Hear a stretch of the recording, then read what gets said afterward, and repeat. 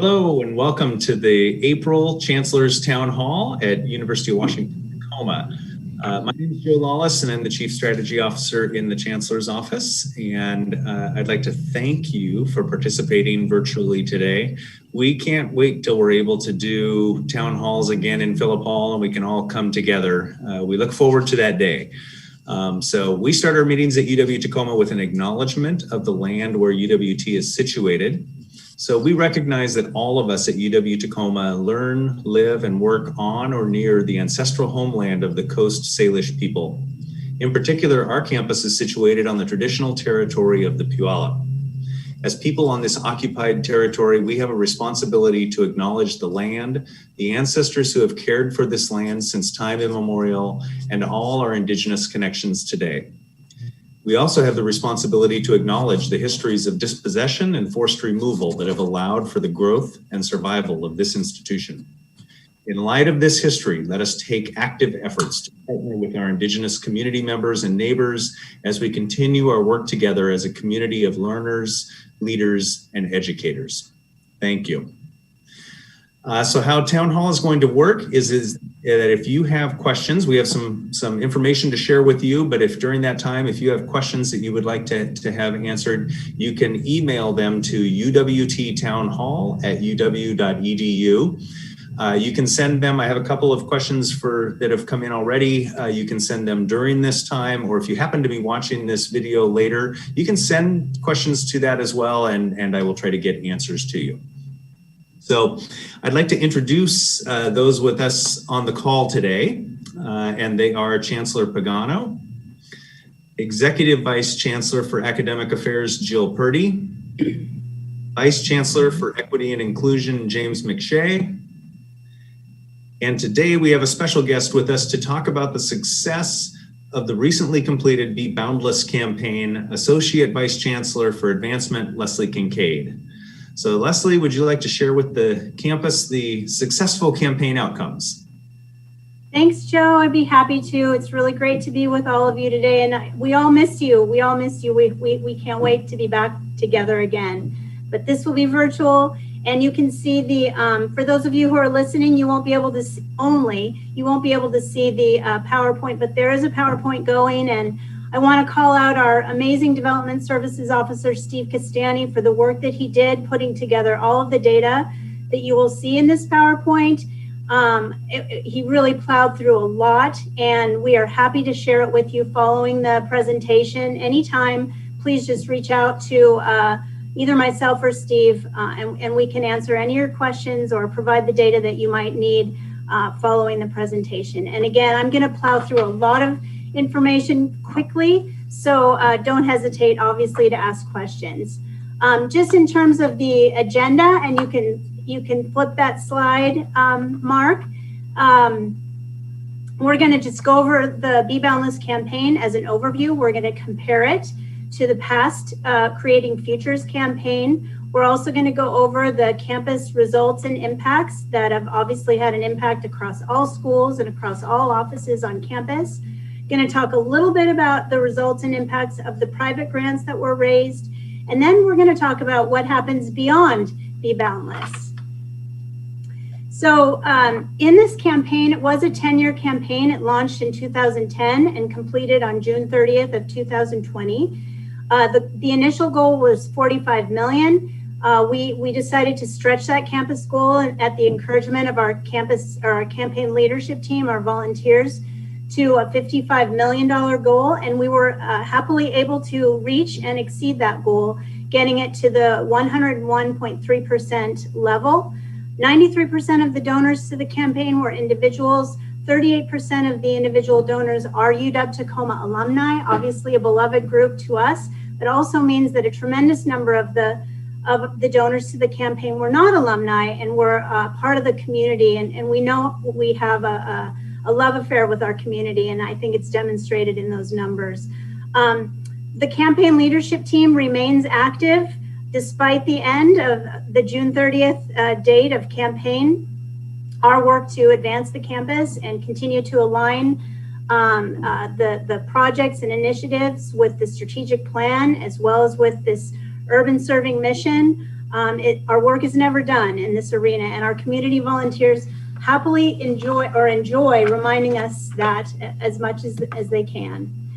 The next slide will show the fact that we were ranked amongst all UW schools and campuses at the end of campaign 15th in terms of our dollars raised and overall campaign performance. Going on to the next slide, the total number of dollars raised was $55.7 million. Again, we were able to reach that goal by June 30th, and we did actually secure the final gift for campaign, a significant gift on that final day. You can see the steep curve between 2018 and 2020 represents quite a flurry of activity. I want to call out the fact that much of this activity include a lot of events, sponsorship acquisitions, and donor stewardship. Those functions on our team are led by the amazing Brianna Bales. And I also want to call out the fact that Brian Anderson and his creative services and marketing team also supported that flurry of activity with all kinds of messaging and ongoing publications and ways that we connect with our donors. So thanks to both my colleagues who put in tireless hours in support of our campaign. The next slide shows the breadth of our constituencies who are contributing to UW Tacoma. We had 6,143 donors in all, 440 organizations, 5,703 individuals, and of those individuals, 2,146 of them were UW Tacoma alumni. We also see this chart also shows the average median mode in terms of gift count and gift size, years of giving, the average age of people who are giving as well. And it also is demonstrative of the engagement that our donors are involved in on our campus. We actually manage, at this point, we don't manage, but we have 20 advisory boards across campus representing over 200, actually nearly 300 volunteers. And we know that many of these volunteers, in fact, a huge percentage of them are also donors. And so we like to remind people it's why we track the data, why we encourage people to use that CVent registration system so that we can always be up to speed on the engagement of our volunteers, as well as and help them realize their full potential as possible donors to the campus, and ultimately advance the philanthropy in support of UW Tacoma. On to the next slide. This is an opportunity to thank so many of you, faculty and staff, who gave in support of this campaign, who participated. We so appreciate your generosity. I'm really proud to say that between the campuses, UW Seattle and UW Bothell, we far and away had the highest percent of donors who are faculty and staff on our campus. I think it's a really wonderful accomplishment and a testimony to the team spirit that we have here at UW Tacoma. So congratulations to all of you on this, and thank you again sincerely for your generosity. The next slide is showing the comparison between the last campaign and this campaign. The last campaign was an 8-year campaign. This one was a 10-year campaign. In terms of donors, we had a 106% increase in the number of donors. You can see the Creating Futures campaign numbers are on the top there. In the transactions, a 178% increase in the transactions. Obviously, this was fueled by online giving, the ease and accessibility of online giving. We just had our Husky Giving Day this week.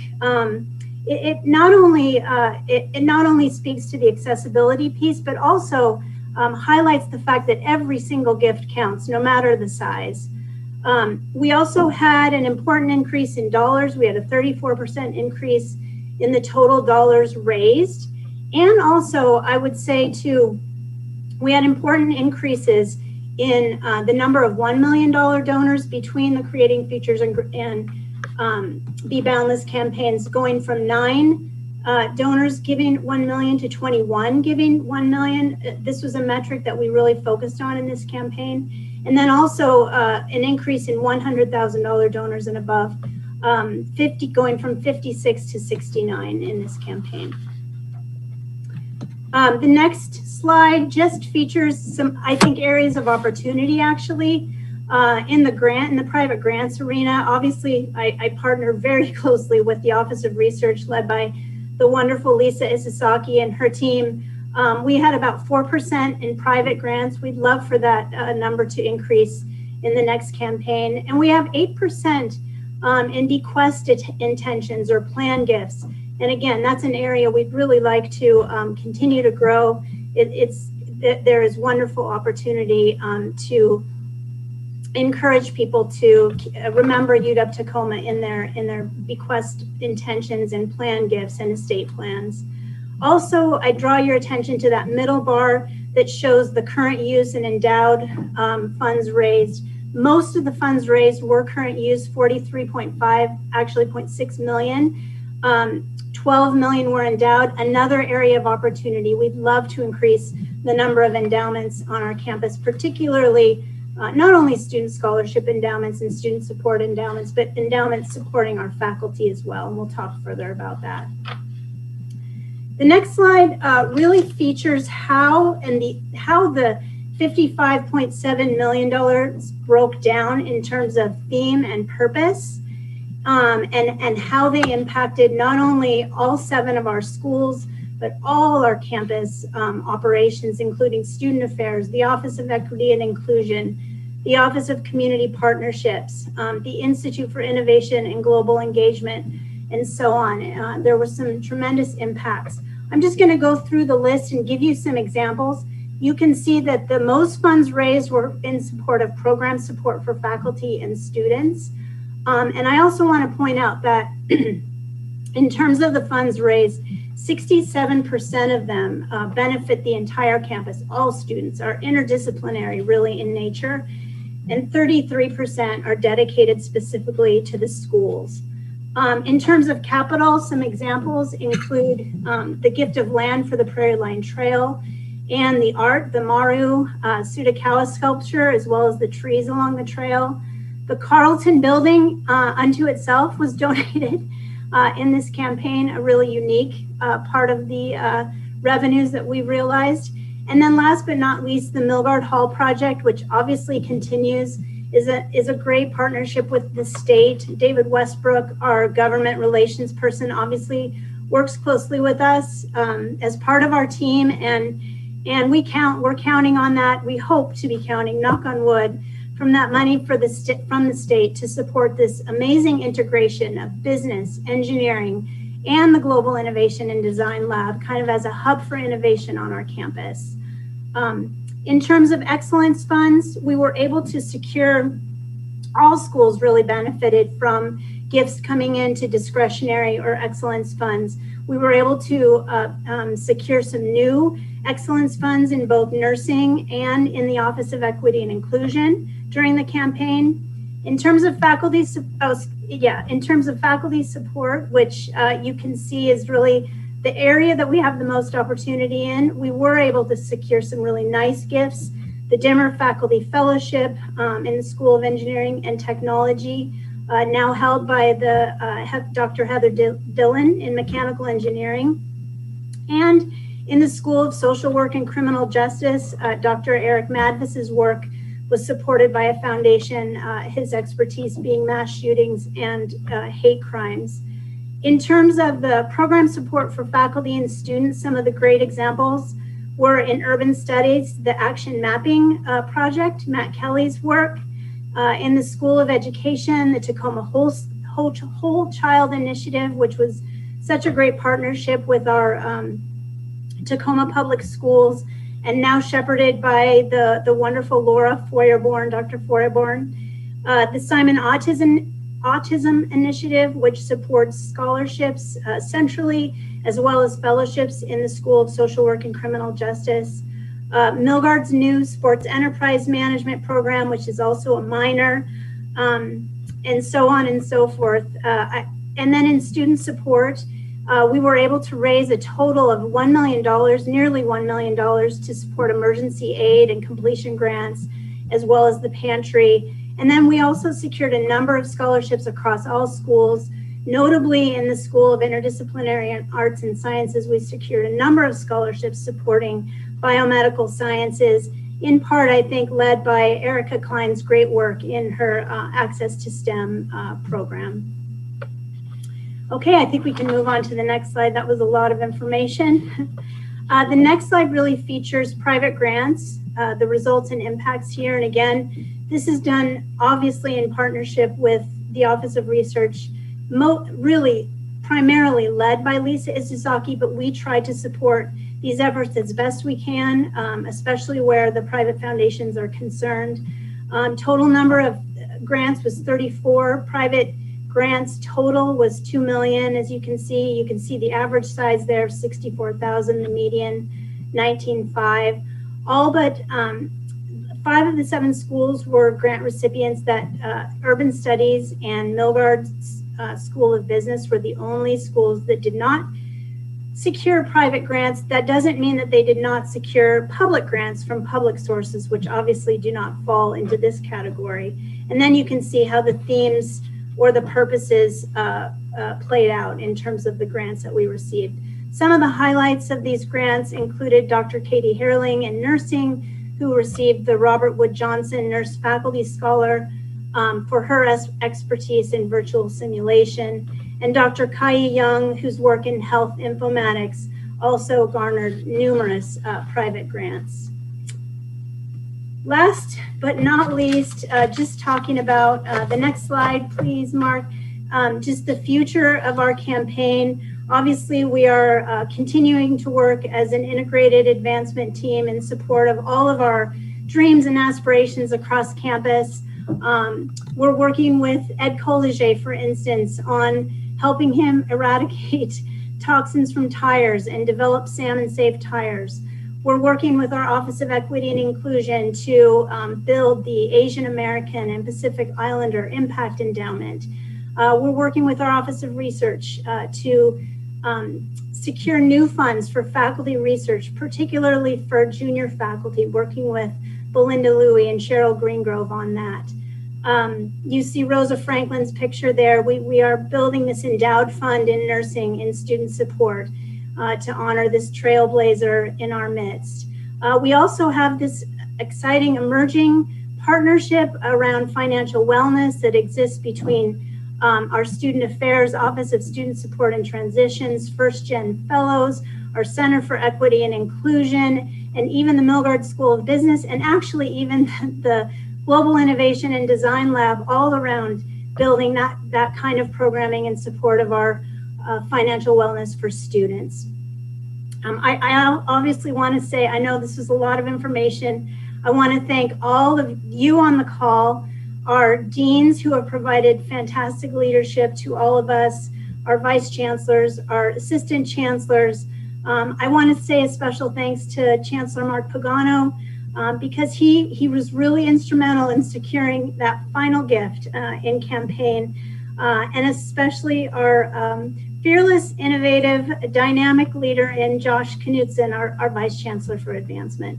Thanks for listening. Be happy to answer questions and provide any data that you'd be curious about related to our Be Boundless campaign. Thank you. Thank you. Thank you, Leslie. That was fantastic, and you've just broken the record for the amount of information given in the least amount of time in one of our town halls. That was outstanding, and thank you for acknowledging my work on that. You know, that actually was tens of thousands of hours of work on behalf of the UWT campus, maybe hundreds of thousands of hours of work over the past 10 years.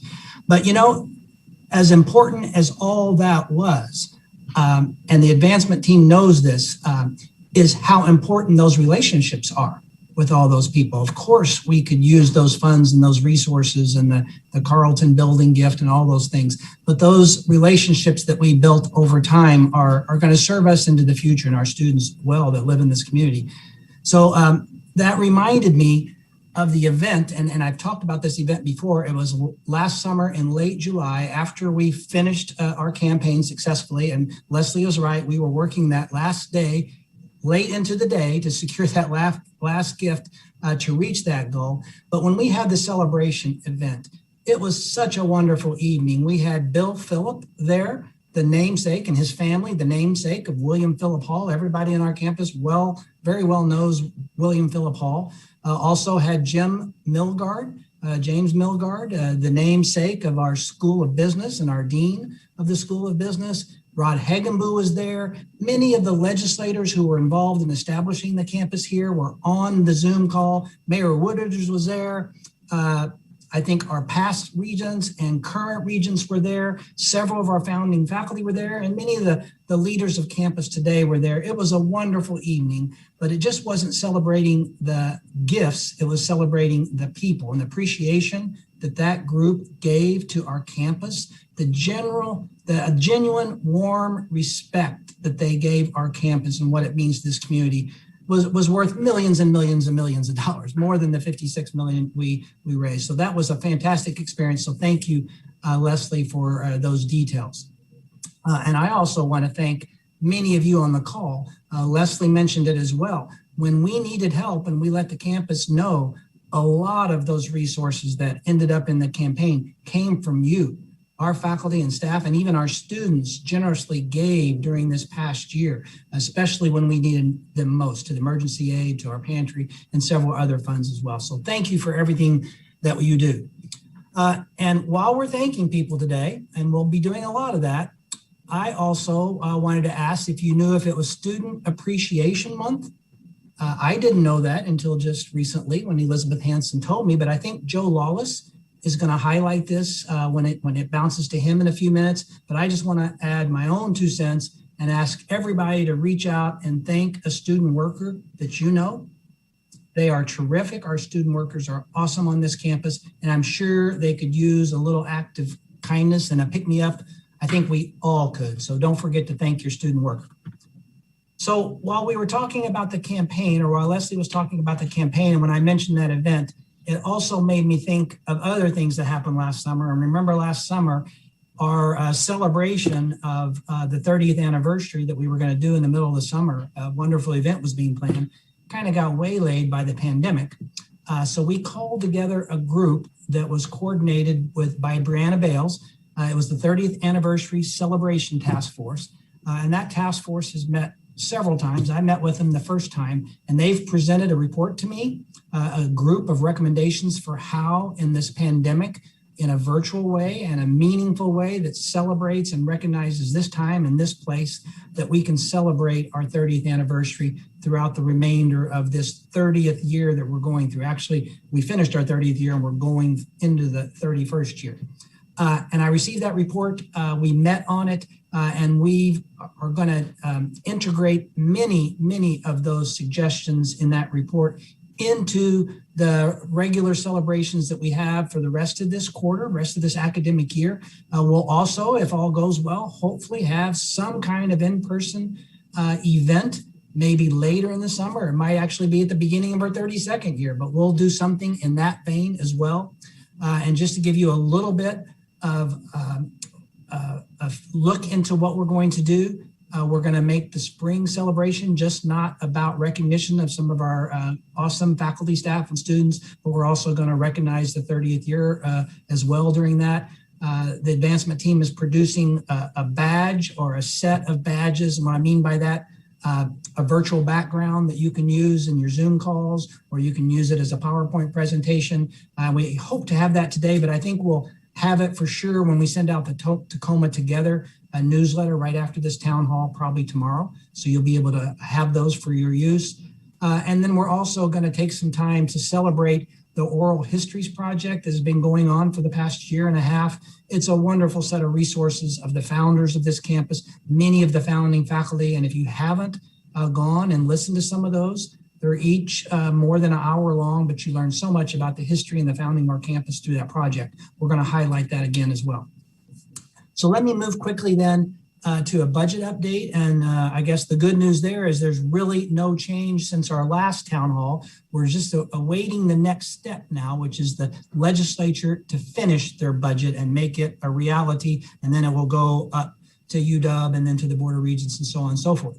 But so far, both the House and the Senate, so that's good news, both sides have put forth their budget proposals, and it's hard for something to fall out if it's in both.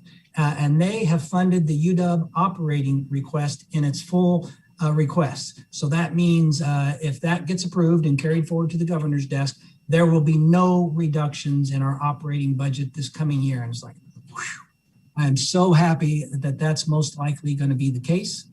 Likewise, our Milgard Hall project that Leslie talked about is in both budgets as well, and we fully expect that to be funded. So we're excited about that.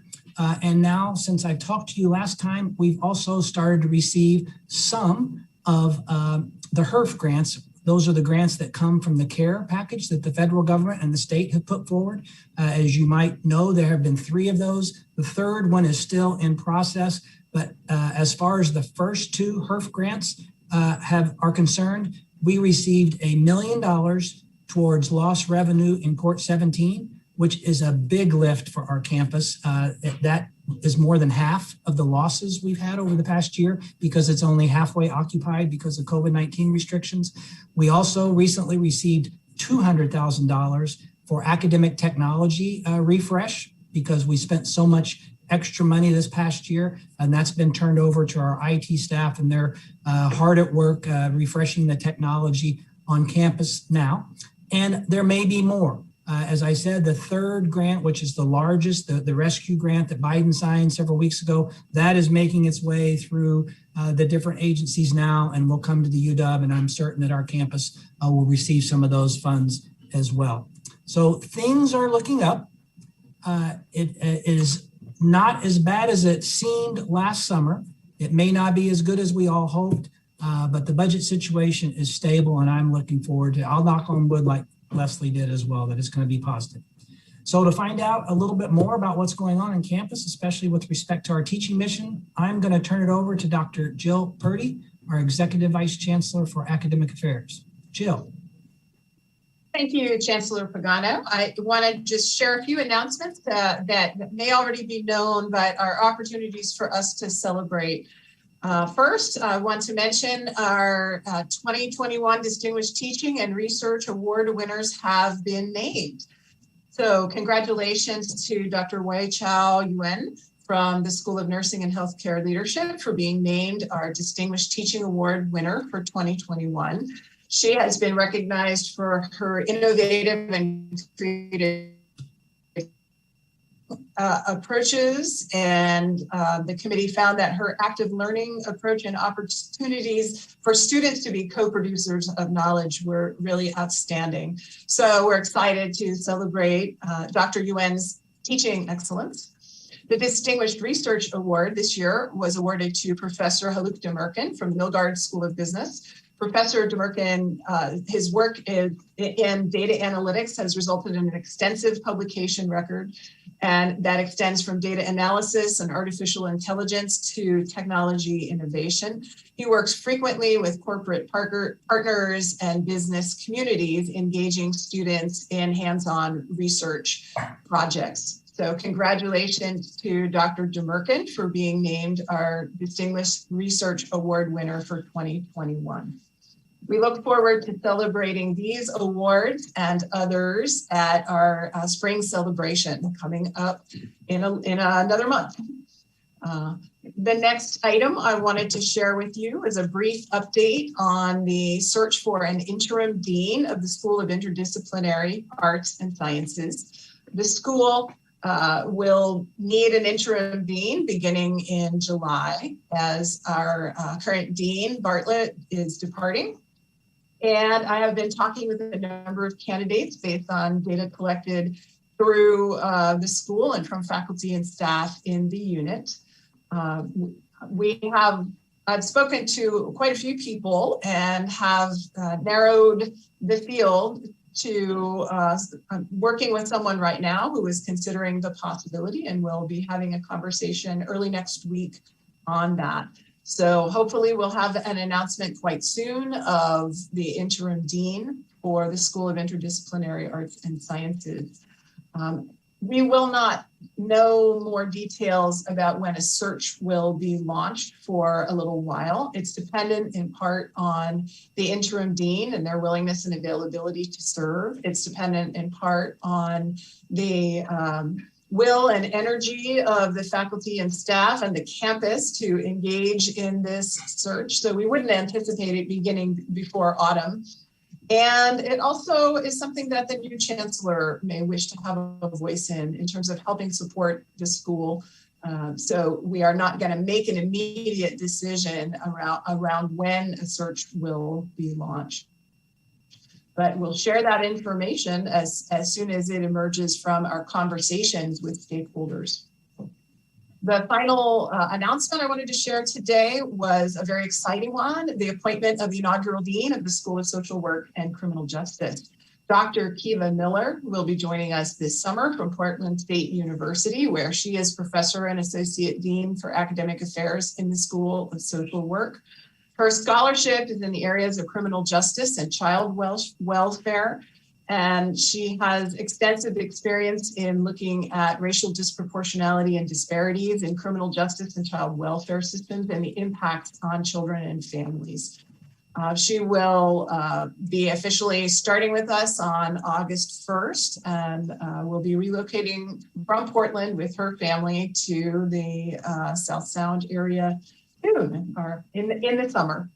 So delighted to share that information. Very excited about welcoming Dr. Miller to our campus. I should say Dean Miller to our campus.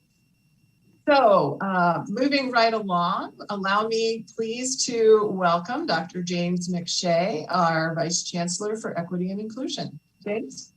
Wonderful. Thank you, Dr. Purdy. So good afternoon, everyone. I hope you are doing okay and doing what you can to take care of yourselves. Before I give my updates, I did just want to offer a special acknowledgement that this has been another week of tragic loss and heartbreak. Many within our community are just reeling from the news that another unarmed Black man, Daunte Wright, was killed at the hands of the police. And so his senseless loss of life and just the murder of the George Floyd and the Chauvin trial that's currently underway right now, along with just being reminded that these are ongoing acts of systemic racism and violence that have been propagated against Black and Brown and Indigenous people, has really wrought much pain in ways so heavy on our hearts right now. This all has to serve as a reminder that we must stay vigilant in our calls for an end to all forms of racial injustice. And during these times of such tremendous racial strife, I ask that we as a community continue to support one another just by checking in and just by acknowledging the moment that we are in right now, whether that's in the classroom, in the workplace, whether it's on our Zoom calls, and other gathering spaces that we are part of. Just checking in ways that are appropriate, I think members of our campus community would appreciate. If you're looking to be in conversation with others, please seek out folks in the Counseling Center, the Center for Equity and Inclusion, or just members within your own community who you have some trust. So I hope you will do that and seek those resources. Okay, so let me transition to providing some updates about the climate survey implementation planning process that's currently underway. You may be aware that our campus received our campus climate survey report last year, back in May of 2020. And we received our results, and those were presented by Rankin and Associates, who actually administered our survey. And then in September of last year, we formed 4 campus climate survey implementation teams. Those teams had their work organized around the following stakeholder groups: undergraduate students, graduate students, faculty, and staff.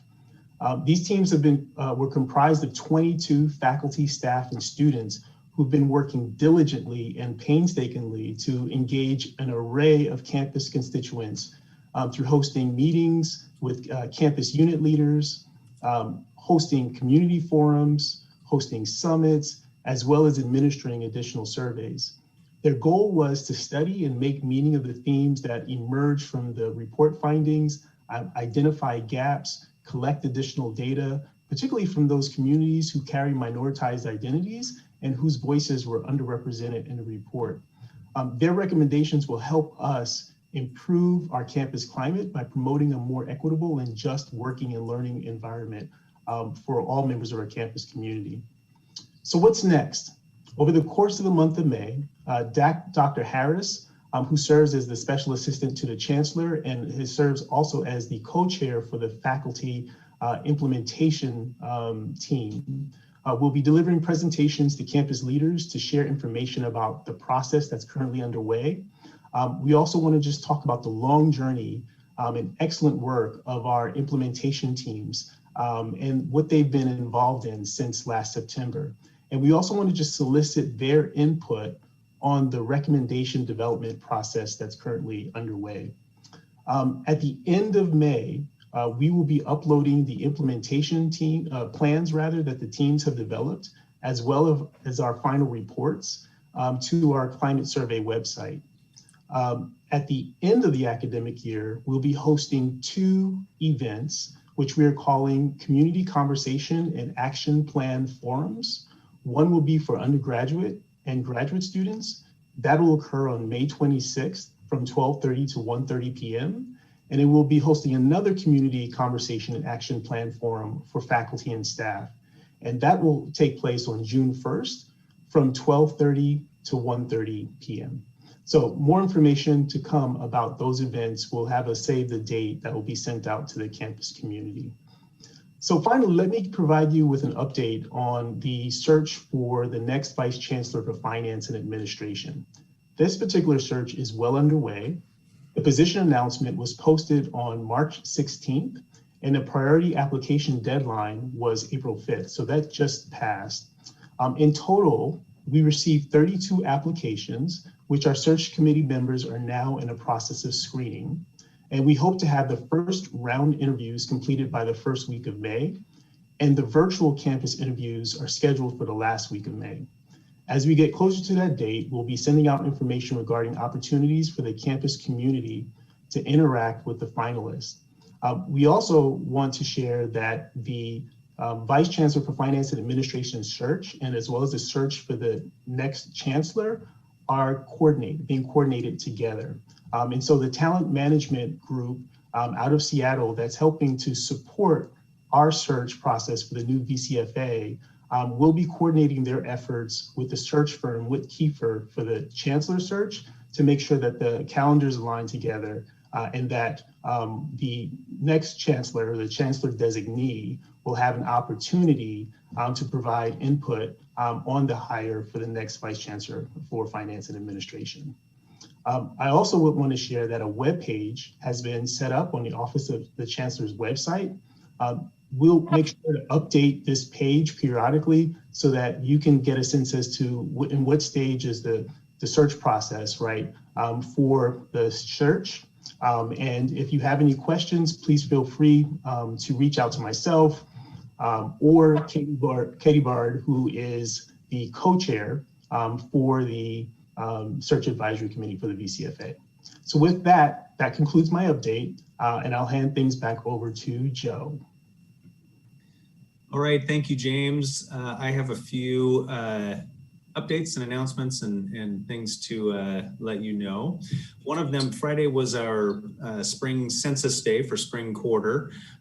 So our spring census is down just a little.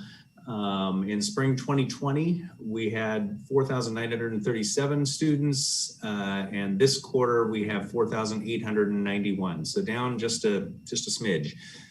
That's a technical term. So back to work information, back to school, back to work.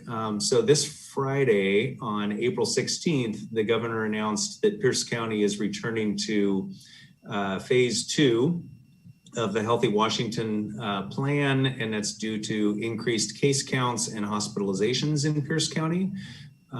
This really kind of underlines the importance of continuing to follow your 3 W's. Wear your mask, watch your distance, wash your hands. So the safe practices of all of us as a campus community are super important. As a community are really important to start us on the path toward getting back toward normalcy. So, and also because as of yesterday, or as of tomorrow, everyone qualifies to get the vaccine. So as soon as you're able to get a vaccine, Mentha and I are working on-campus vaccination clinics, and we will be sending out information about that as soon as it's available. If you would like to come to campus to receive your vaccine. So the shift to phase 2 doesn't actually have that much impact on us as a campus. Most instruction in spring quarter continues to be remote. Campus buildings remain closed to the public. Working remotely remains in place through September 10th.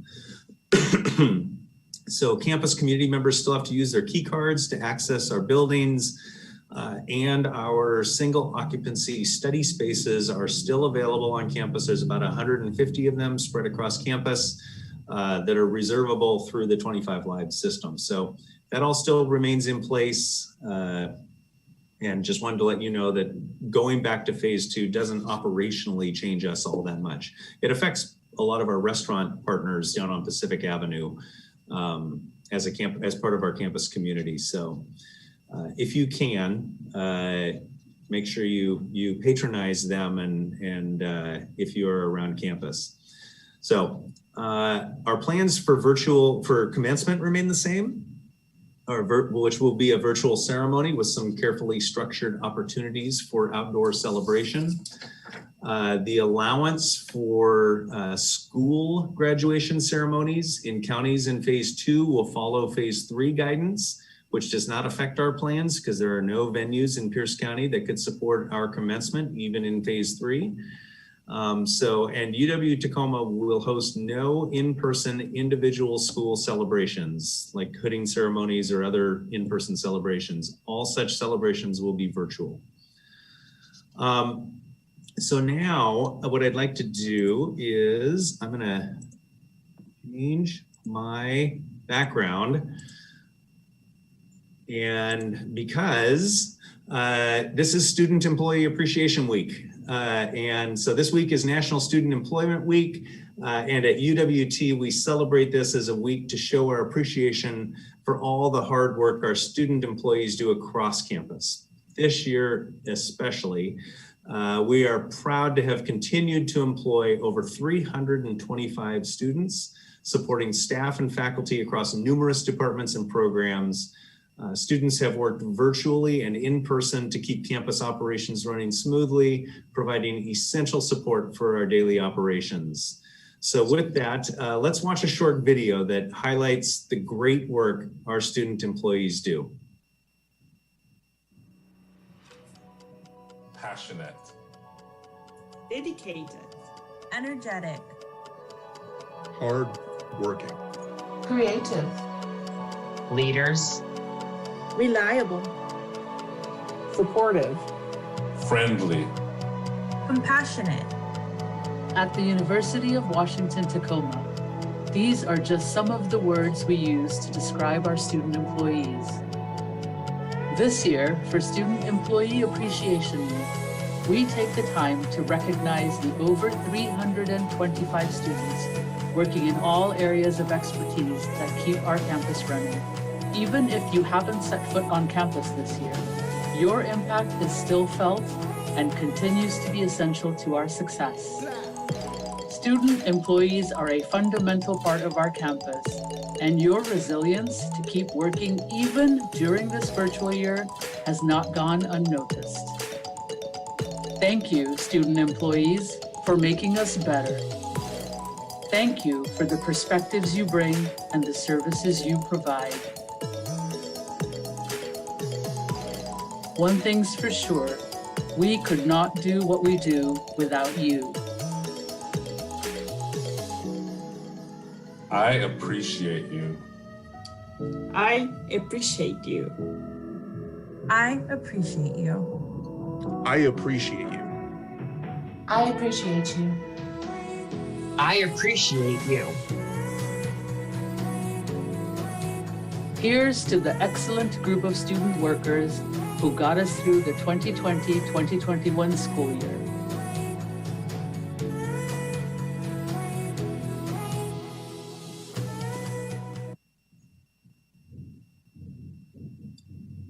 That's awesome. Our student employees are great. So, and I hope you'll take a chance to acknowledge them sometime during, well, continuing on, but sometime especially during this week.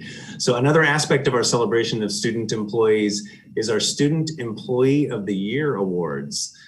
So this year, thanks to a generous contribution from the Strategic Initiative Fund, the Student Employee of the Year Selection Committee was able to provide 6 total awards. So we have 3 top employment awards of $1,000 each, going to a top graduate and 2 top undergraduate students, and 3 additional awards of $500 going to 3 undergraduate students. So the top graduate award winner is Virak Huang, who works as a grader, mentor, and TA in the School of Engineering and Technology. So congratulations, Virak. There was a tie for the top undergraduate award. So the awards committee ultimately decided to recognize both students.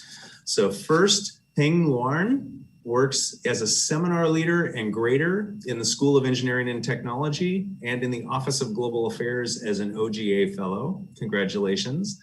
And our second top undergraduate awardee is Jayshawn Berry, who works as a PAC advisor and ASUWT senator. Congratulations, Jayshawn. And the committee also awarded 3 $500 awards to the following students. Kevin Dillon, a student VA assistant in the Veterans and Military Resources Center. Yasmin Hamoud, a student advising mentor with University Academic Advising and a student success assistant with Student Success. And Vitaly Petrovsky, a student assistant for the School of Social Work and Criminal Justice. So congratulations to all 6 of these student employees of the year. Let's give them a virtual round of applause. We have a little bit of time here for some questions. So I've got a few that have been submitted. And the first one, actually, I will take the answer to, and it's around, will students and faculty need to provide proof of vaccination to the university to return to the campus when safe to do so, and when in-person instruction resumes?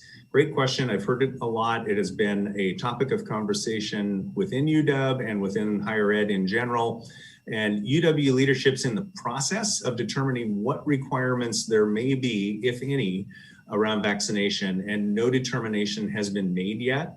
What I would say is stand by. There will be an announcement. As soon as we know, we will get word out to the campus community what that decision is. So Leslie, actually, there's a question for you related to the campaign. And it was, how was the pantry funded from the campaign, which is spearheaded by CEI? Great question. It's one of our most popular causes, that's for sure. And the pantry is funded in a number of ways through the campaign. First and foremost, my colleague Brianna Bales was able to secure some amazing sponsorship dollars from corporate sponsors across the community. Sound Credit Union is one, and there are others. Also, we regularly include the pantry fund in our Husky Giving Day appeals connected to emergency aid. We kind of tend to package emergency aid, completion grants, and the pantry fund together, representative of some of the most pressing needs that our students are experiencing. And we get a lot of actually personal gifts from faculty and staff, as well as many of our community volunteers, advisory board members, giving to the pantry. As I say, Nedralani, we all know, is heroic in her efforts in the pantry, running that, and Dr. McShay and Dr. McCarty provide fantastic leadership there too. So we love receiving gifts from for the pantry. Thank you, Leslie. I know many people probably on this call have contributed to the pantry, and I know that the pantry has continued to provide food for students during during our global crisis by delivering food. So those of you who have also participated as volunteers to deliver food to our students, thank you as well. Mark, the next question is for you, and it relates to the demands that the Black Student Union have made of the university and whether or not you have an update on that. Yes, thank you, Joe. At the last town hall, we had just finished submitting that response to the BSU. So we did that on March 15th, and we were able to give updates on the previous demands that the BSU had submitted in earlier years from our campus. And then we were also able to provide them detailed guidance on how to make progress on some of their more current demands, which have to do with space on campus and funding for the unit. So we've guided them towards directions on campus where they can achieve some of those goals. So yes, that has been submitted. Thank you. So there's one last question, and actually it's related to something you said earlier, Mark, but I'll take the answer to it. And it's around where can we access the Oral Histories project? So it rests on the library page. There's an Oral Histories page on there. It's not the easiest to find. What I will do is in the follow-up from Town Hall, we do a Tacoma Together follow-up, and there's usually the 5 things you need to know. We will put the link to the Oral Histories project in the follow-up from this meeting so you can just go straight to it. You'll want to bookmark it because there's a lot of resources there. Some great interviews with founding faculty and community founders and people who have helped to build our campus and make it what it is. So we will put that link in the Tacoma Together follow-up. So Mark, that is the end of the questions that I have received, and I will kick it back to you to wrap things up. Okay, well, thank you, Joe. And yes, I would like to wrap it up a little bit here and close this out. And first, I wanted to thank everybody on the call. And it is appropriate for us to celebrate many of these things. And each one of our presenters talked about some really positive things that are happening on campus. And I love the presentation of the Student Employee Awards. But, you know, we have to keep things in perspective, too. We have to acknowledge how difficult this is for many of our constituents, our students, our faculty, staff, everybody around us. And I know that every one of you, down to the person who's listening today, is exhausted. And I suspect that the majority of you are also frustrated. And then I even expect that probably many of you are downright angry at my response, the university's response to the pandemic, and could give us suggestions for what else we could do. So I want to acknowledge that. I know it is difficult, and we are trying our best to make life easier and to facilitate some of your work. So you deserve to have all of those reactions. It has been exhausting, frustrating, and infuriating. So thank you for what you continue to do. If you need to open the window and scream, you know, I feel like doing that sometimes as well. Don't do it without opening the door or the window because you might scare somebody in your household, or go on a run, or do whatever you normally do to release some tension. But also, I would encourage you all to continue to look at the bright side. We heard about many positive things we can celebrate on campus. Also, hopefully you can take some gratification in the fact that as we were kind of settling into the pandemic, we graduated 2,000 new UW-Tacoma Huskies last year. You know, that's amazing. Those are students and families whose lives will be transformed with that UW Husky degree. So that's great. And this has happened during this tri-pandemic. Also, we are getting ready in a couple of months to graduate 2,000 more UW-Tacoma Huskies, which is going to put us near 30,000. That is fantastic news for our campus community and will also change the life of that many families. We've all survived over a year of these tri-pandemic, or these 3 pandemics, and we have not laid off one or furloughed one person on this campus, not any UW-Tacoma employee. So I do take gratification in these facts. I hope you can as well too. Also, as we're kind of right in the middle of hiring season right now, and then Jill announced a few hires, and you'll be hearing more. And I think we're poised to have one of the most diverse group of new scholars and administrators in our campus's history joining the UWT community. So I encourage everyone to be ready with open arms and warm UWT welcomes for these new folks as they join our family. And even while we celebrate some of these bright spots and look towards this hopeful future, you know, it's very important to realize those not so bright spots. And James did an excellent job talking about some of the horrible things going around us. So as we kind of approach the year anniversary of the horrible death of George Floyd and keep our eye on the trial, what's going on there too. And just right down the street, we had to hear about another murder, this time a young 20-year-old man, Dwayne Wright, who's a son, a father. It's just a senseless murder. So there are still a lot of bad things going around in our society and around our community. So reach out and support your friend, your family members, and anybody you work with. And James, thank you for recognizing that and for reminding us all that. So let me just end by expressing some gratitude to this group. Joe, as always, you did a great job. So thank you, Town Hall Joe. Thank you, Jill. I'm going to be casual today. Jill, or Dr. Purdy.